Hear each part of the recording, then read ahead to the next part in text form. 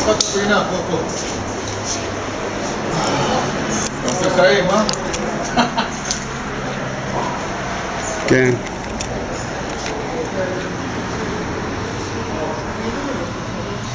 נצלם את הרקטות שיוצאות. אנחנו במכונית, הנה. מה, יש? וואי. זה נפילה. לא, זה נפילה.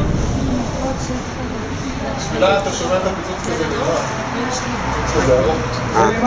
זה נפילה שנפל על הרצפה, בגלל שהאקו רץ בין הבניינים. זה שמעשו למילה על השריח, זה נותן.